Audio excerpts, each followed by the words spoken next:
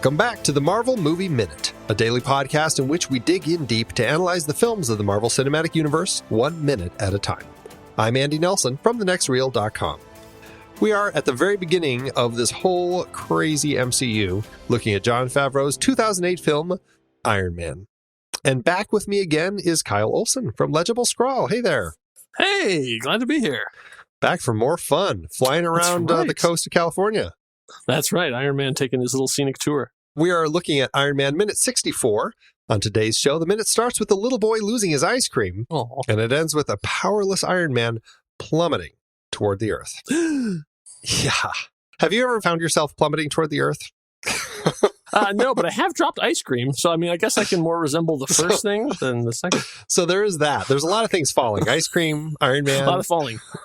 Our stomachs plummeting. What will happen to our hero? Yeah, right. Absolutely.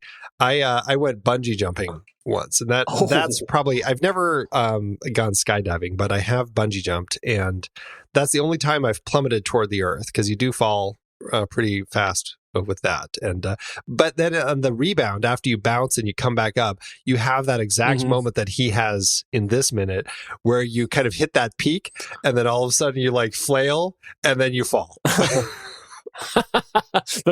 that second of I'm flying, and then down you go. You're again. like, oh, yeah, and there I always goes, thought that was there goes bungee my jumping. stomach That would again. be the thing. Is that's like it's not the one. It's like after the first fear, like, oh, I didn't die, and then it's like now I'm gonna have to do it again, right. Like 50%, then 25%, and 10%. again and again and again. Yes. Yeah, the closest I've ever come to that, I guess, was when I did Dr. Doom's Fear Fall at Universal Islands of Adventure. Oh, okay. They take you up. It's basically like a drop. They just take you up really high, and they hang you up there, and Dr. Doom then laughs at you, and then it drops you. Oh, gotcha. It's like the Tower of Terror, one of those sorts of rides, right? Like the Tower of Terror, yes, except way cheesier. And outside, too. So, I mean, it really is just like a carnival ride that they just stuck a bunch of Fantastic Four stickers around. I see. Gotcha. Yeah. Well, you got to market it somehow, right? Get more people That's on right. the ride. At the time, Marvel was just like, we just don't want to go out of business. We'll sign whatever you want. Those were the days. Yeah. It's so funny. The things that they signed away, right? Right. Because, I mean, even now, people coming into even this movie, watching it now, like they want to get into this whole MCU thing. This is a Paramount movie. Right, yeah. Like, everything here was done by Marvel. Was 10 guys in a room. The Marvel Cinematic, think it was Kevin Feige and Ike Perlmutter and a couple other people, and that was it. Not even Stan Lee. I mean, like, it was just a small consortium, and then they were like going to a major movie studio, Paramount in this case, saying like, hey, we want to make this comic book movie, and they're like, yeah, okay, guys, great. Yeah, it was very much like a kind of a release deal that they kind of came up with these guys as they were really trying to find a home and make it work. And it is interesting to see how things change. Boy, do they. Yeah. Yeah, that we even have a consistent universe in terms of tone and characters and stuff too. When it's crossed multiple studios, yeah, Paramount, right. Universal, Disney, in order to get to where it is now, where it's all under the House of Mouse. Well, I will say it's been nice seeing people play nice with each other and find ways to make it work. Where Universal is kind of letting them use Hulk, and Sony and Disney have a deal now to kind of share Iron Man and Spider-Man back and forth. And it's nice that they're kind of coming to arrangements so that everybody can be happy with these Marvel properties. Yes, I agree. And it's the fact that Paramount let them buy the rights to the movies back. I mean, that's almost unheard of. I mean, like, even in all situation, like at the time that we're recording this, Fox and 20th Century Fox and Disney are two separate companies. Yeah. By the time you hear this, that might not be the case. Right.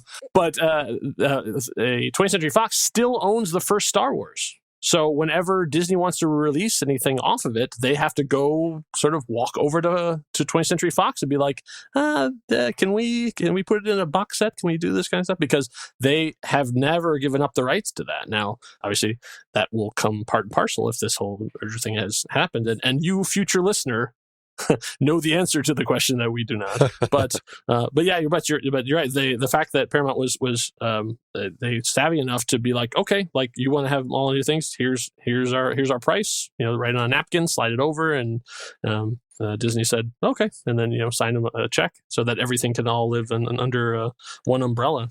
And then, yeah, like you say, all the ancillary ones that they're all big. The fact that Sony and Disney played nice for Spider-Man.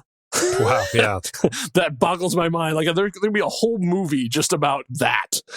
Like, what was the behind the scenes regular that made that happen? Yeah, Right. That's fascinating to me. Yeah, it's really interesting. And it was, I mean, honestly, I think it was really good for Sony. I think they found a way to ride it because, I mean, they'd been releasing a Spider-Man property every few years, but then with the release, to diminishing returns. Yeah, right. And but with this deal and the success of that integration, all of a sudden they had a fantastic new Spider-Man.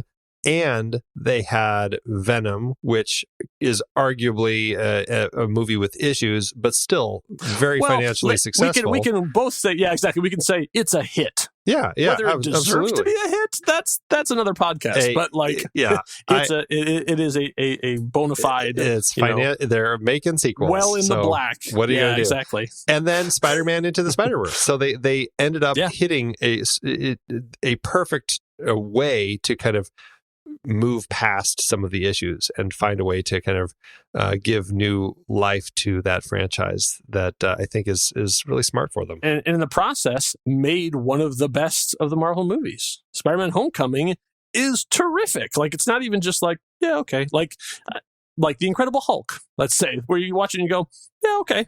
Like, it's got some issues that have to do, but like Spider-Man Homecoming is a wonderful movie. Like, it's there's very little to complain about during it. Yeah, I'm looking forward to eventually getting to talk about that one. Right, yeah. Come find me in 19 years or whatever. Right, I was thinking that in 2030. Yeah, and then now the sequel to that is on the horizon as well. But like, that's the weird thing is it shouldn't have worked. Like, that many studios, that many creative people, that many egos involved. There's no way that movie's going to be good. And it not only is good, it's great. And same thing. And so, well, and this is where I transition back. And the same thing goes for this movie, which is a little movie about a sort of a very low profile character with mid-tier people at the time. Like, we all love RDJ, but like, you talk, I'm not going to rehash all that stuff because you've done a good job of covering that. Like, he had his problems, and like, he was not known as a bankable star, and Jon Favreau was not a bankable director in terms of that you would hand a multi-million-dollar franchise over to. And almost everyone on this are sort of doing things outside their comfort zone. It shouldn't have worked, and yet not only did it work, Iron Man is an amazing movie, and we see that exactly. Like, in this minute, this is one of the best examples of that. It's the magic that Jon Favreau brings with Robert Downey Jr. in finding the right way to kind of tell the story and just make you thrilled for him. And this is a great moment where you really get to enjoy that. This is right at the beginning of this minute. He's circling the Ferris wheel, and for whatever reason, he kind of pinpoints on these kids, which is just really funny. That's exactly what he sees is these two children, and in their little gondola as it's flying, you can see first it kind of targets the gondola, and then it targets the family. You can see the two kids and their mom. And then it zooms in one more time, and you see these two kids as the little boy's licking it, and clearly sees this flying man going by and drops his ice cream, which is it's one of those moments where the acting is clearly just child acting. It's pretty flawed, but it's awfully adorable all the same. And you know who those actors are? I have no idea. I looked and looked. Everywhere I looked, it said unknown boy and girl. Ooh. See, now, when I came on this podcast, I was like, it's nice to be in a room talking to that stuff for someone who knows more than me, because it so rarely happens when it comes to this nerd stuff. But, I get to tell you something. I love that. This is amazing. These are Jon Favreau's kids. Now, see, I had heard that, but I couldn't find it anywhere, so I assumed that they weren't. They are. That is Max and Madeline. Those are his son and his daughter. He is, at the time, his third kid was a baby, so like obviously not going to be in there too. But in the commentary track that they did at the American Cinematheque, he talks about, there's my kids. That's like he awesome. Put them in there. And then they'll actually show up in future Jon Favreau films as well, including another appearance in an Iron Man movie. Is that his wife on the right then? Or it is not. Okay. It is not. Just some mysterious extra. Yeah. Yeah, exactly. Just an extra who happened to have long hair. They just picked her out of the crowd and said, just "You put her in the shadows. Don't look at the camera. Right. We only want to see the back of your head." Yeah. It's like, this is Hollywood. That's fantastic. That is fantastic. Yeah. And I love that as we discussed in the last minute, he was going like 230 miles an hour as he's getting here. As he's pinpointing this, he slows down to where he's only going about Mach 0.05 or so. So he's slowed down quite a bit, because that's about like 38 miles an hour. So yeah. So as we're on the subject of weird, obscure trivia, do you know what happened to the Santa Monica Ferris Wheel? It is no longer in Santa Monica. I know. It is a really interesting thing. And it happened like right after this, too, which I find really interesting. I know. You think they could capitalize on the tourism, but no. Yeah, right. And I had been out at the Santa Monica Pier before 2008, and I wish that I could say that I went on it, but I didn't. I looked at it and I said, "Oh, that's a cool Ferris wheel." You didn't go on there with an ice cream cone and No, I didn't, and now I should have. I know, but yeah, the Ferris wheel had closed down in 2008, and it went up to auction on eBay of all places, and Grant Humphreys over in Oklahoma City purchased it for $134,000, and he brought it out to Kansas to get $1 million makeover, and then I guess it went up just south of the Oklahoma River in Oklahoma City in 2016. So it took a little while to get it up and going again. I've heard of some extreme Marvel fans, but that's really got to be the top. That you bought a Ferris wheel just because it was an Iron Man. I mean, that's pretty amazing. Right. I didn't find out if it had actually opened yet, though. Oh, yeah, the article that I found said that they were hoping it was going to open next summer, i.e., or this summer in summer of 2016. But I don't know if it actually did or not. Listeners, send in your comments and let us know. Have you ridden on the Santa Monica Ferris wheel? Have you had a ice cream cone drop from your hand? It's great because, living in Arizona, we've got the London Bridge over in Lake Havasu. So obviously the idea of importing pieces of cities from one place to another just makes sense to us here. It's funny. I was reading about these kids online, trying to find their names. And I came across an article is like tvtropes.com or something like that. And it's talking about this particular scene with the standard tropes that we get here. And one is the ice cream falling off the cone trope when a character is surprised. And the other is the staring kid trope. Of course, we do get both of those out of the same kid, which is just fantastic. Yeah. And I love the wah-wah of the sad trombone, and you've got the trifecta. Right. I love that these are so common that it's become just commonplace to say, "Oh, ice cream fell off." Wah, wah. But it's and once again, it's a cheap gag, sure, but it's charming, and it's that the kid pointing up in the sky as someone goes ahead. Oh, it's Spider-Man. It's that kind of thing of like, what did I just see? And then the further you go down that kid's story, the sadder it gets. Like, no, Mom, I'm serious. I saw it. Okay. That's how it always is. You better stop that lying to me, or I'm going to reach back there and hit you. You've seen that so many times in movies, and that poor kid is just trying to tell the truth. It'll be like 2 weeks, and then all of a sudden it'll be like, that's the guy. Right. It's great. And we go from this fantastic moment on the Santa Monica Pier as Tony. They shoot it so well. You get these great shots where he's so far in the distance, and it's just like he's like the end of a firework. Yeah. You just see this little dot kind of moving across the horizon. He flies out over the city and then through the clouds, and then you get that great shot where he curves and just goes straight up. Yeah. All right, let's see what this baby can really do.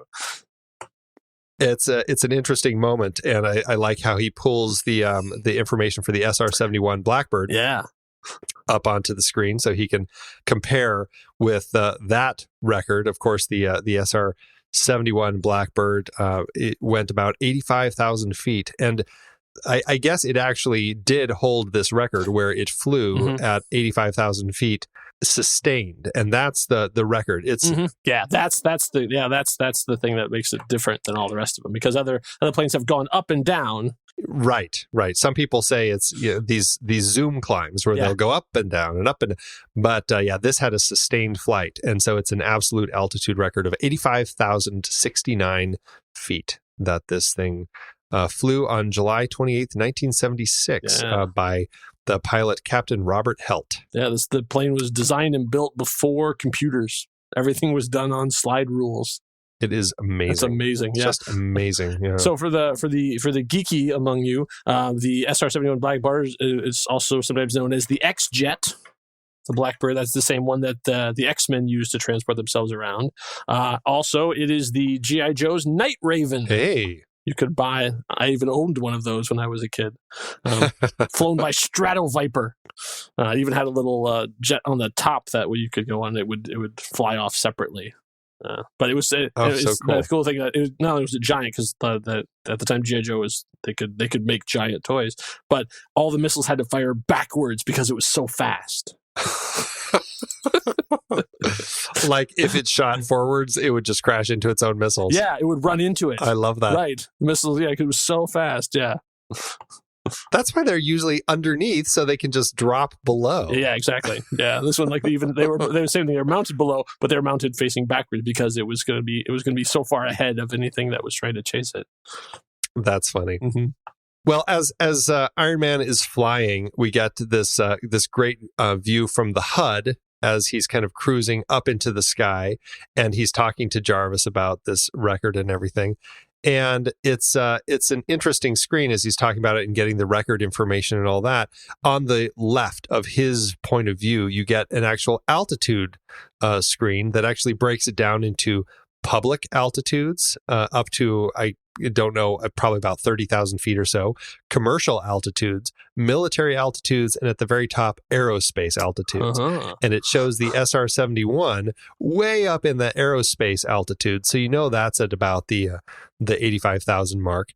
And as he's having this conversation with Jarvis, you see him go from about 49 to 50% of that. So at this point of him flying, he is probably about 42,500 feet up in the air. And that's about when he starts icing up. Yeah, and things take a turn. And the nice thing about this is not only do we see, there's a lot of really nice storytelling happening here, because we've had this amazing fight and this sense of joy, and it's finally Iron Man, and he's out there and he's doing these things, and now we're seeing a little bit of Tony's hubris, because that's not enough. Like Jarvis was already saying, like, all right, systems work, let's shut it down. Tony said, nope, right. We're going full bore. And so he's taking the flight. But that's not enough. So he wants to push it now to the limits. He wants to get it into the red. And obviously we'll see this played out numerous times of Tony pushing just too far. And this is one of those. Right. But then also nice because this is unbeknownst to us at the time watching it, we think it's just a seeing Tony going a little bit too farther than he should, but it actually is setting up a little bit of what's going to happen in a future scene in this movie. It's a great way to do a setup and payoff without realizing. And that's I think what makes a moment in a film smart, when you can have a setup without realizing that it's a setup for something that's going to come later. It's a very clean way to do it. Yeah, but in the meantime, Tony's in some serious trouble here. Yeah, and actually, I misspoke earlier. He's flying at about 50% when he's talking to Jarvis, but then he hits this point where he starts flying really fast, straight up. And if you watch the little altimeter on the left, he goes from about the bottom of the second range, which is the commercial flight range. He goes through that so fast. He goes from the bottom, which is about the 49-50%, up to the top of that over the course of those like 10 seconds that he's having this conversation. And by the time he gets to the top of the commercial window into the military, that's when that icing really starts hitting him. And he flew too close to the sun. Yeah, the icy sun. That's right. Yeah, it's the opposite Icarus there. It's great though, as he's flying up toward you, and you get that shot, and you can start seeing the ice coming on his body. and his boots kind of spark and break down. And then you get that amazing shot, like just kind of pushing into his eyes as they flicker and go out. And it's just like this cavernous blackness in there. And you realize, yeah, this is not kind of this cool robot suit. If it breaks down up here, right, he's toast. Yeah, exactly. Like it basically froze Jarvis. It froze the computer system entirely. Like it basically shuts down. And now you're just a guy in a suit of armor, very, very high up. Like 60,000 feet or something like that, just plummeting straight down toward the earth. But interestingly, that it also seems to release too, because he starts flailing. Like, so it's not just like it's all ice and frozen up, because like he reaches that point and it stops, and then all of a sudden arms and legs go out like he's, like really falling, not just like stuck inside in a rigid position. Yeah, and that's actually a good point, because I think when I first saw this and you see him going up and he's in that delta pose and he hits that top, I was almost like for a split second expecting him to be stuck in that pose and falling that way, like he froze that way. Yeah, and he was just laying on the ground like a lawn dart. But you do see that ice crack and that flailing, and you realize, okay, he's iced up, but at least he can still move. Yes. Yeah, but then we get to see another great POV shot from inside the helmet, where it's like it's terrifying because like you're seeing like just the ground like swirl away, and now it's gone, now it's the sky, now it's the ground, and you can do absolutely nothing. Yeah, it's that Apollo 13 view where they're trying to look through that little tiny window to line up the Earth with it. Yeah. But it's like that's all they have is that little window that's like, 6 inches square that they can look through. And it's like, that's all he gets. Yeah. Sorry. This is what Rodeo calls dead stick. It's just terrifying. Yeah. Well, and weirdly, like, I guess from his perspective, it might be less scary because all he can see is like flashing lights. He has no idea really how far he is. That's true. Very, very narrow slots. He knew where he was, and now he knows he's falling, but he has no idea, because maybe if you saw the altimeter rapidly going down numbers, maybe that would it'd be worse. It would almost be worse. Yeah. Interestingly, in the commentary thing, Favreau says that he does not like these shots. He does not like the ice. Like he says, if he had another chance, he would go back and redo it. He doesn't like how it looks on the armor. That's interesting, because I love how it looks. I do too. I really like the creeping of the ice over the top of it, as opposed to like big chunks. It's like you get to see it, sort of this frost forming over all of the shiny silver. Yeah, it's always worked for me. I think it's very effective. Yeah. It's directors, and anytime you're doing a creative project, you're going to have those moments where you may have a hugely successful project, but as the director, you're still going to look at it and go, gosh, I wish I did this. I wish I did that. It's inevitable. It's the way of it. But I don't think he needs to worry. Yeah, that's like what great films are never finished; they're abandoned. Yes, exactly. Except by George Lucas. Yes. Oh, if only. Abandon it. Please abandon it. I guess in a way he did abandon it for a large sum of money. Yeah.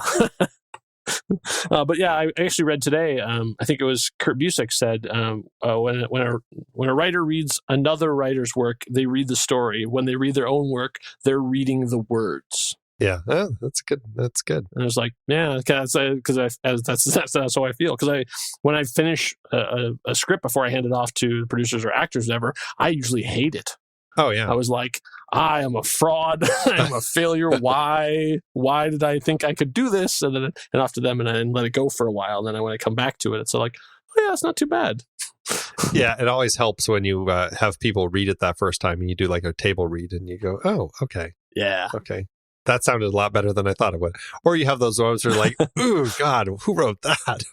Yeah, I've had those moments too. When I ever do a script reading and it goes, I have my copy that I'm going along. I write clunk next to the jokes that don't work. Yep. So I go through like, ooh, yeah, that died on the table. Yeah, I need to get rid of that. Did not work. Well, I don't have anything else with this minute. What about you? Yeah, we're left another cliffhanger. We're left with like, oh God, what's going to happen in the next minute? Will he be able to survive? We don't know. And you won't find out until next episode. Exactly. You'll have to wait a day, everybody. That's right. All right. Well, Kyle, why don't you tell everybody again where they can find you out there on the interwebs? Sure. I am the one of the main creative forces behind the Monday Matinee podcast. It's a fiction anthology show that I write and direct and occasionally voice act when I can't find somebody to do the job. It's sort of run like a network where each one is a different story. So we have the Swashbuckling Ladies Debate Society. We have Fret Tremolo, Rock and Roll Detective. That one is set in the world of all the songs talk about you belong to the city and we built the city on rock and roll. And I thought, what if that's an actual city? Like, what if it's a real place where the Heartbreak Hotel is a real place and Electric Avenue is a road you can drive on, and all the people in the songs are actually living there. So, and of course, people have problems and they need help, and so that's where Fret Tremolo comes in. So it's all set in the world where you'll see a lot of characters from songs that you've seen in whole new ways. So yeah, it's a fun show, and we don't take ourselves too seriously. It's let's see, I'm trying to think what the phrase is. It's snarky metanatural fiction delivered on Mondays. So check it out if you're so inclined. That is fantastic. Well, thanks again for joining me, and I look forward to chatting more with you tomorrow. Mm-hmm. It's going to be a good one. All right, everybody, that is it for today's show. Thank you so much for tuning in. Make sure you subscribe to the show for free over at marvelmovieminute.com. Join us over in our Discord chat room, and of course, follow us on Facebook, Twitter, and Instagram at The Next Reel. And if you like what we do and you want to support us and get some cool stuff, become a patron over at patreon.com/thenextreel. Until next time, true believers.